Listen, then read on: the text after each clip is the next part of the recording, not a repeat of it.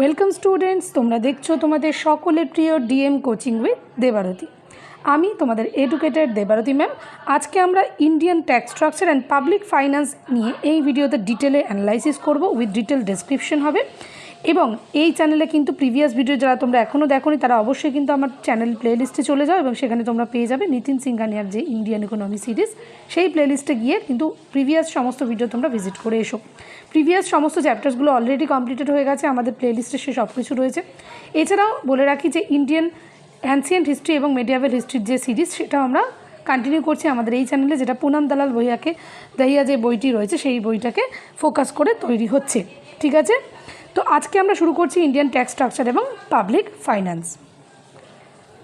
সবার প্রথমে আমরা দেখব যে এই পাবলিক ফাইন্যান্স বা এই যে টপিকটা আমরা পড়বো আজকে সেটা সম্পর্কে একটা ডিটেল ইন্ট্রোডাকশন।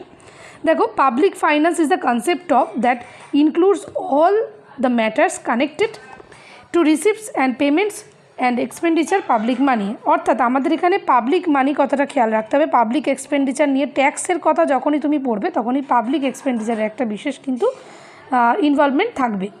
তাহলে পাবলিক মানিটা বলতে কী বোঝাচ্ছে? Public finance is concept that includes all the matters, সমস্ত বিষয় যেগুলো হচ্ছে আমাদের পাবলিক মানির উপরে রিলেটেড রয়েছে। অর্থাৎ পাবলিক মানি বলতে সেখানে সমস্ত ধরনের মানুষের, আমাদের মতো সাধারণ মানুষ যারা রয়েছে সে সকলের টাকা কিন্তু আমাদের এই যে ইকোনমিক টেরিটরি তার মধ্যেই সার্কুলেট হচ্ছে। তো সেখানে ডেফিনেটলি কিছু রিসিপ্টস আছে, কিছু এক্সপেন্ডিচার আছে যেটা আমরা বাজেটের মাধ্যমে আমাদের গভর্নমেন্টের দ্বারা অ্যালোটেড হয়, সেই সব কিছুই আমাদের এই পাবলিক মানির মধ্যে পড়ে। তো এই পাবলিক মানি বা পাবলিক ফাইন্যান্স এই কনসেপ্টটা কিন্তু সেই সমস্ত বিষয়কে কভার করছে। It is basically deals with the financing of government or in simple terms budget, যেটা আমি এক্ষুনি বললাম যে বাজেটের মধ্যে আমরা কীরকম ধরনের জিনিস দেখি, যে একটা হচ্ছে রিসিপ্টসের ব্যাপারে কথা বলা হয় আর আরেকটা বিষয় হচ্ছে এক্সপেন্ডিচারের কথা বলা হয়।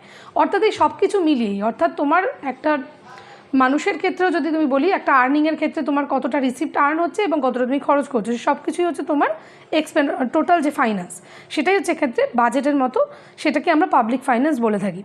এবং latest now discuss the concept of budgetary policy আর fiscal policy under public finance. এবারে সেই বিষয়টা নিয়ে আমরা ডিটেল আলোচনা করব, যেটার জন্য আমরা চলে যাচ্ছি আমাদের নেক্সট স্লাইডে। এখানে সবার প্রথমে আমরা ফিসকাল পলিসি সম্পর্কে ডিটেল দেখব।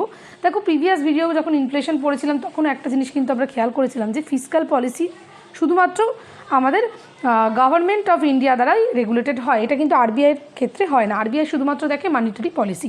Fiscal policy always controlled by government. তো এই ক্ষেত্রে ফিসকাল বা এই টার্মটা যেটা আমাদের ক্ষেত্রে বারবার আমরা পাবো, সেই ফিসকাল শব্দটা একটি ল্যাটিন ওয়ার্ড, সেখান থেকে এসেছে, যার অর্থ হচ্ছে ট্রেজার্স অফ দ্য গভর্নমেন্ট। গভর্নমেন্টের যে সম্পত্তি সেটাই হচ্ছে আমাদের ফিসকাল।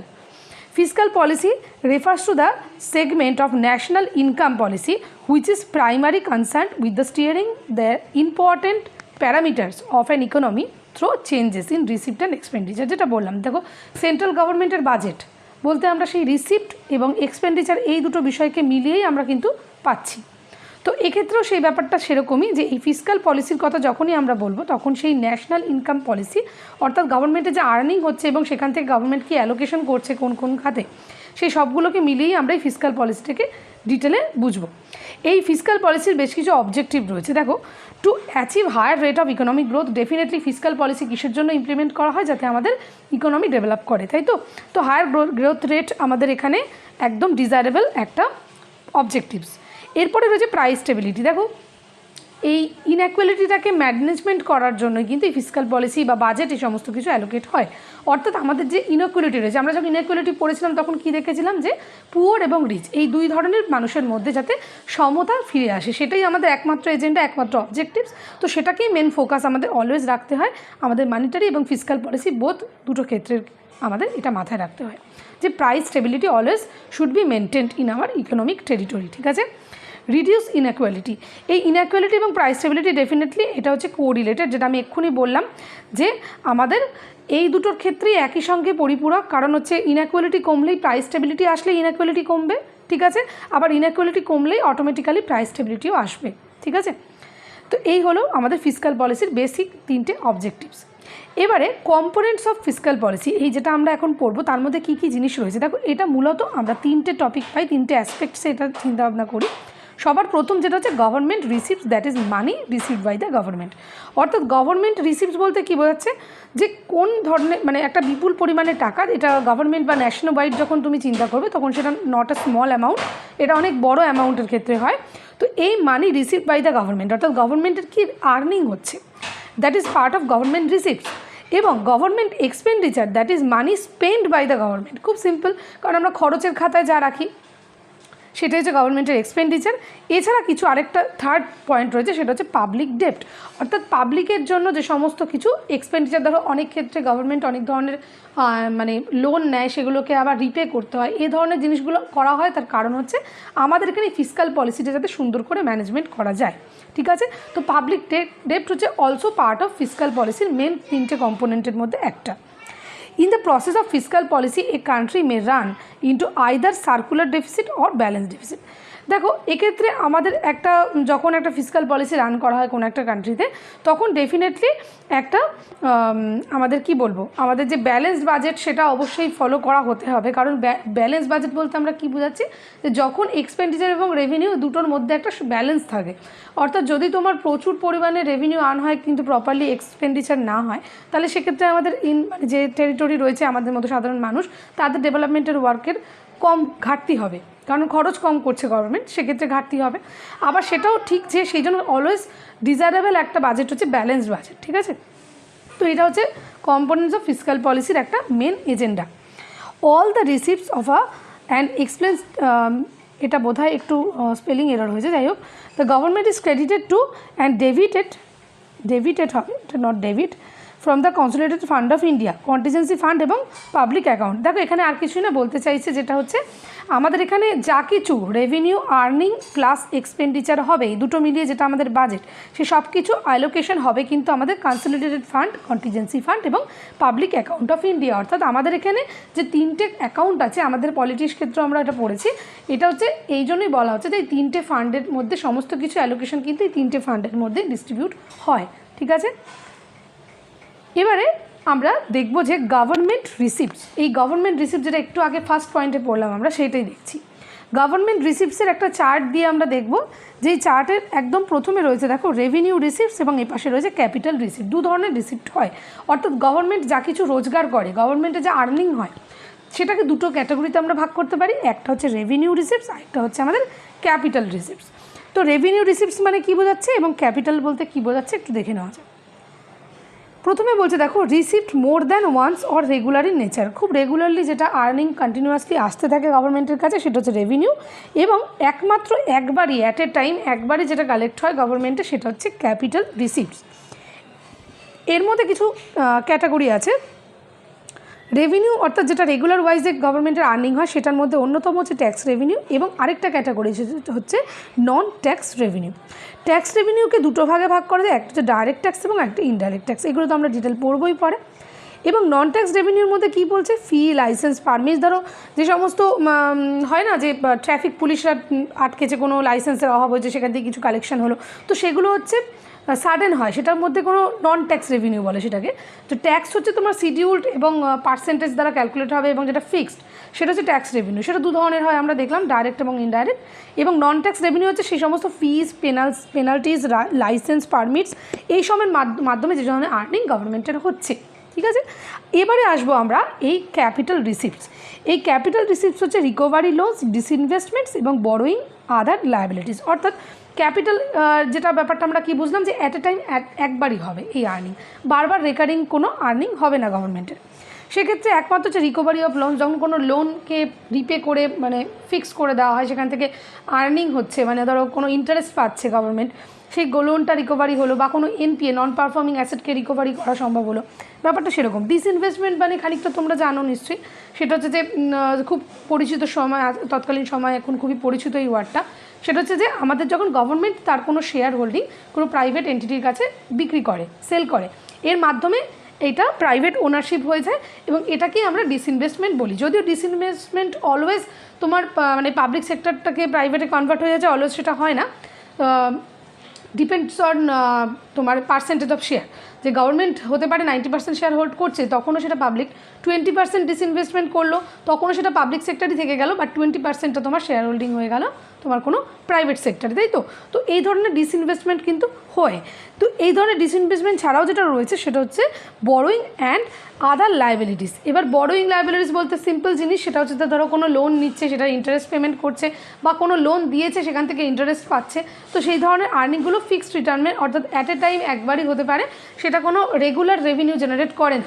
তো এই ধরনের ক্যাটাগরিটা হচ্ছে তোমার হচ্ছে ক্যাপিটাল রেভিনিউ রিসিপ্টসের মধ্যে পড়ে গভর্নমেন্টের। তো এই ছিল হচ্ছে আমাদের চার্ট, ঠিক আছে? এবার নেক্সট আমরা যে আরেকটা পয়েন্ট, সেটা হচ্ছে রেভিনিউ রিসিপ্ট, সেটা নিয়ে একটু আলোচনা করবো, যেটা আমরা এক্ষুনি পড়ে এলাম, রেভিনিউ এবং ক্যাপিটাল। তো রেভিনিউর মধ্যে কী কী আসছে দেখে নাও। এখানে বলছে this are the receipts with neither create any liability nor cause any reduction in the assets of government. Revenue receipts অর্থাৎ যেটা রেগুলার টার্মে ডাইরেক্ট এবং ইনডাইরেক্ট ট্যাক্সের মাধ্যমে আসছে, সেই ধরনের ক্ষেত্রে যেই আর্নিংটা হয় সেটা কখনোই তোমার কোনো লায়াবিলিটিস বা কোনো রিডাকশন, অ্যাসেটস রিডাকশনের কারণ ঘটে না। অর্থাৎ লায়াবিলিটিস বা এটা কোনো সম্পত্তি হিসাবে, অ্যাসেট হিসাবে রেখেও দেওয়া যায় না, কারণ এটা যেটা আর্নিং হবে সেটা পুনরায় ফিরে যাবে আমাদের পাবলিক ডেভেলপমেন্টের কাজে, ঠিক আছে? যেই কারণে তো আমরা ট্যাক্স দিই, তাই তো? তো আমাদের ওয়ার্ক যাতে ভালোভাবে চলে, তো এটা কোনো লায়াবিলিটিস না, গভর্নমেন্টের কোনো লায়াবিলিটির মধ্যে পড়ে না। আবার এটার মাধ্যমে গভর্নমেন্টের কোনো অ্যাসেট রিডাকশনও হয় না, অর্থাৎ এখানে একটা জাস্ট ইমপ্লিমেন্টেশন, যেটার মাধ্যমে ট্যাক্স রেগুলারলি কালেক্টেড হয়। They are regular and recurring in nature, কারণ এটা তোমরা জানোই যে ট্যাক্স যে কোনো ক্ষেত্রে যেটা ট্যাক্স হবে সেটা অলওয়েজ যখনই তুমি পারচেস করছো সেটার উপর দিতে হচ্ছে, বা তোমার যখনই তোমার স্যালারি আসছে সেটা মান্থলি হোক বা ইয়ারলি হোক সেটা তোমাকে পে করতে হচ্ছে। তো এটা একটা রেগুলার টাইম এবং রেকারিং একটা আর্নিংয়ের মতো, ঠিক তোমার যেরকম একটা রেগুলার ইনকাম রয়েছে, তুমি স্যালারি পাচ্ছ রেগুলারলি, ঠিক সেরকমই গভর্নমেন্টের কিন্তু এটা একটা রেগুলার এবং রেকারিং ইনকামের মধ্যে পড়ে, ঠিক আছে? Government receive them in the normal course of activities, এটার জন্য আলাদা কোনো বিষয় না, এটা একটা রেগুলার তোমার অ্যাক্টিভিটিসের মধ্যে এটা আর্নিংটা চলতে থাকে অলওয়েজ। এবার revenue receipts can be of two types, দেখো দু ধরনের হতে পারে, যেটা এক্ষুনি আমরা দেখলামও চার্টে, সেটা হচ্ছে ট্যাক্স রেভিনিউ এবং আরেকটা হচ্ছে নন ট্যাক্স রেভিনিউ। ট্যাক্স রেভিনিউর মধ্যে একটা হচ্ছে ডাইরেক্ট, আরেকটা রয়েছে হচ্ছে ইনডাইরেক্ট। আর নন ট্যাক্সের মধ্যে তো বললাম লাইসেন্স, পারমিট, সে সমস্ত অলওয়েজ যা যা কিছু রয়েছে সে সব কিছু পড়বে, ঠিক আছে? এরপরে আমরা চলে যাব যে ট্যাক্স রেভিনিউ, যেটা আমরা এক্ষুনি দেখলাম যে ট্যাক্স এবং নন ট্যাক্স রয়েছে, তার মধ্যে ট্যাক্স রেভিনিউটা আগে দেখে নিই। ট্যাক্স রেভিনিউ হচ্ছে tax is a compulsory payment by the individuals, households, firms. সাথে দেখো এটা আর কিছু বলা নেই, আমি ভালো করে বুঝিয়ে দিচ্ছি, তাহলেই হবে, পড়লে তো বুঝতেই পারবে। সেটা হচ্ছে যে ট্যাক্স রেভিনিউ হচ্ছে অলওয়েজ তুমি তোমার মতো সাধারণ মানুষ, অর্থাৎ যে কোনো ডেইলি, মানে ডেইলি নয়, মানে যে কোনো সিটিজেন্স যারা ইন্ডিয়াতে টেরিটরিতে এক্সিস্ট করছে তারা সকলে পে করে কোনো না কোনো ওয়েতে। এবার ডেফিনেটলি সেটা পার্ট অফ তার ইনকাম যেমন হবে সেই অনুযায়ী সে ট্যাক্স পে করবে। তো এর মাধ্যমে সরকারের একটা রেগুলার ইনকাম হচ্ছে, তো এটাই হচ্ছে আমাদের ট্যাক্স রেভিনিউ, ঠিক আছে? এই ট্যাক্স ক্যান বি প্রোগ্রেসিভ এবং রিগ্রেসিভ। এবারে এই ট্যাক্স যেটা তোমার গভর্নমেন্ট তোমার কাছ থেকে নিচ্ছে সেটা দু ধরনের হয়, একটা হচ্ছে প্রোগ্রেসিভ ট্যাক্স আর একটা হচ্ছে রিগ্রেসিভ ট্যাক্স। এবার প্রোগ্রেসিভ ট্যাক্স বলতে কী বোঝাচ্ছে? এই tax is termed as progressive when the rate of tax increase with an increase in amount of subject to taxation. দেখো আমার এক্ষেত্রে একটা জিনিস মাথায় রাখতে হবে, এই দুটোই হচ্ছে অপোজিট, একটা অন্যের অপোজিট। যে প্রোগ্রেসিভ যখন পড়বো তখন বুঝবো যে যখন তোমার ধরো ব্যাপারটা এরকম, ধরো ইনকাম যদি তোমার বাড়ে তোমাকে ট্যাক্স বেশি পে করতে হবে, তার মানে প্রোগ্রেসিভ হচ্ছে তোমার দুটোই সমানুপাতিক রিলেশানে, তোমার আর্নিং বাড়ছে তো তুমি ট্যাক্স বেশি দিচ্ছ, ঠিক আছে? দ্যাট ইজ সিম্পল এক্সাম্পল হচ্ছে ইনকাম ট্যাক্স, যে প্রোগ্রেসিভ ট্যাক্স, তোমার ইনকাম বাড়ছে তুমি ট্যাক্স বেশি পে করছো, বোঝা গেল? এবারে রিগ্রেসিভ ট্যাক্স হচ্ছে ঠিক এটার উল্টো। The tax is regressive when it causes a greater burden on the poor than the rich. The rate of decrease with an increase in amount of subject to taxation. দেখো যারা poor economic কন্ডিশনে রয়েছে তাদের ক্ষেত্রে regressive tax এটা কিন্তু ভীষণভাবে burden create করে, কারণ যখন তোমার জিনিসপত্রের দামও বাড়ছে এদিকে ট্যাক্সেশনের পরিমাণও বাড়ছে, তাদের পক্ষে একটা রিয়েলি একটা বার্ডেন ক্রিয়েট করে। এই ধরনের ট্যাক্সকে আমরা রিগ্রেসিভ ট্যাক্স বলি, যেটার একমাত্র উদাহরণ এখানে দেখো আমি একটা লিখে রেখেছি, এটা আমি অন্য জায়গায় পেয়েছিলাম, বইতে মেনশন করা ছিল না। এই স্পেসিফিক ট্যাক্স, ধরো কোনো একটা প্রোডাক্টের উপরে ট্যাক্স, বা কোনো গোল্ডের উপর ট্যাক্স, বা কোনো সিলভার বা ডায়মন্ড জুয়েলারির উপর ট্যাক্স, দেখো সেটা পারচেস করার ক্ষমতা তো হচ্ছেই না, তার উপরে আবার সেটার উপর ট্যাক্সেশন আরও বেশি পরিমাণে ইমপ্লিমেন্ট হচ্ছে, সুতরাং এটা অনেক বেশি ডিফিকাল্ট হয়ে যাচ্ছে। তো এই ধরনের প্রোগ্রেসিভ এবং রিগ্রেসিভ ট্যাক্স দু ধরনের হয়, এটা আমরা দেখে নিলাম। নেক্সট আমরা দেখব যে দু ধরনের ট্যাক্স যেটা খুব পরীক্ষা এক্সাম পয়েন্ট অফ ভিউতে ভীষণ ইম্পর্টেন্ট, সেটা হচ্ছে অ্যাড ভ্যালোরেম ট্যাক্স এবং একটা হচ্ছে স্পেসিফিক ট্যাক্স। এই স্পেসিফিক ট্যাক্স কিন্তু আমি জাস্ট এক্ষুনি দেখলাম আমরা কোথায় না, এটা একটা রিগ্রেসিভ ট্যাক্সের মধ্যে, বোঝা গেল? এটাও আমরা দেখব। তো প্রথমে অ্যাড ভ্যালোরেম ট্যাক্স দেখে নিই। এটা হচ্ছে tax levied as percentage of value of the item, মানে কোনো আইটেমের যে ভ্যালু সেটার উপরে এই ট্যাক্সটা লেভি হয়। It is imposed on and not on items quantity, size and wait.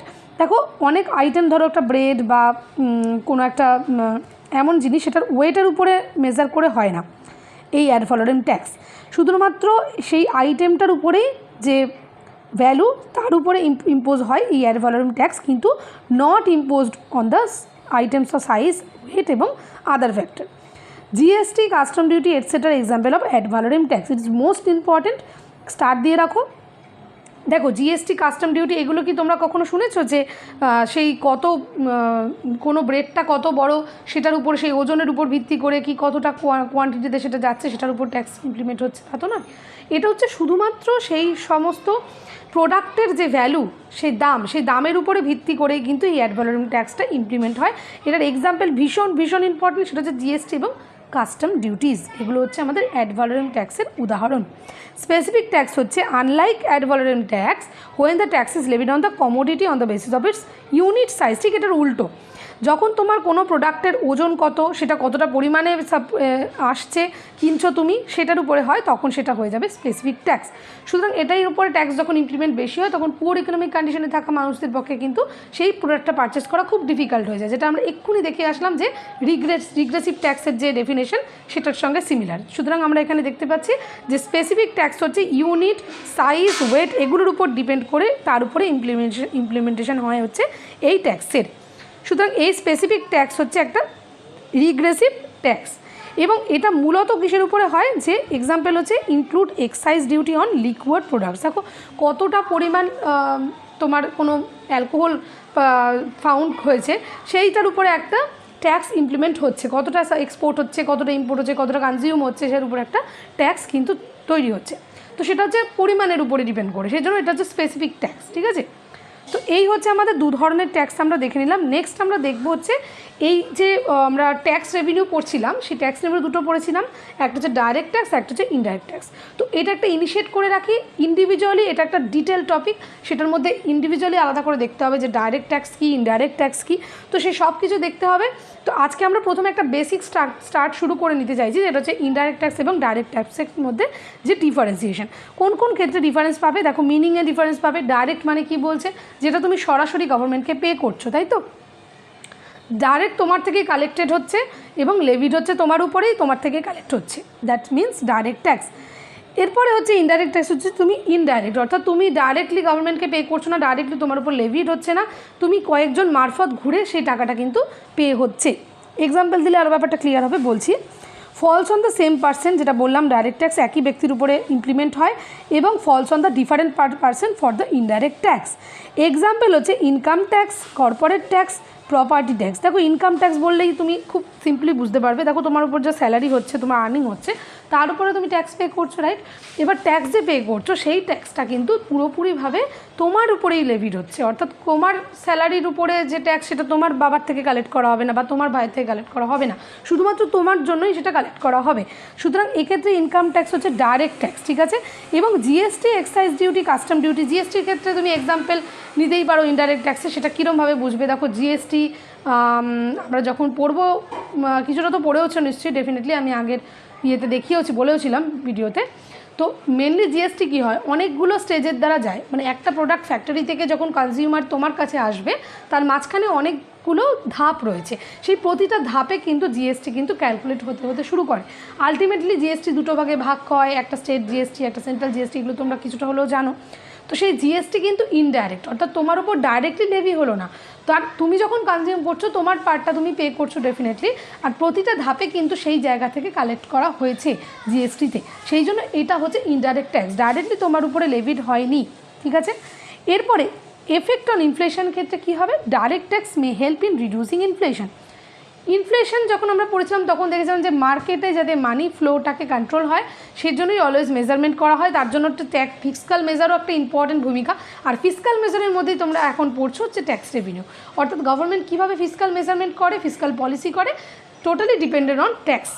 অর্থাৎ ট্যাক্সিং সিস্টেমের উপরে রিফর্ম এনেই কিন্তু এই ধরনের ইনফ্লেশনকে কন্ট্রোল করা হয়।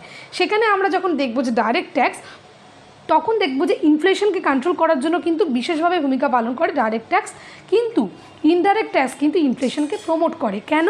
কারণ হচ্ছে যখন ওই যে জিএসটির কথাই তুমি ভাবো, যখন তুমি বিভিন্ন ধাপের মধ্যে দিয়ে তোমার প্রোডাক্টটা মানে চলছে, তখন ওই যে জিএসটিটা কালেক্ট হচ্ছে প্রতিটা ধাপে, সেই জন্য পরের জন কিন্তু সেই তার লাভটাকে কম্প্রোমাইজ করে না, সেই লাভটাকে রেখেই কিন্তু নেক্সট জনের কাছে বেচে।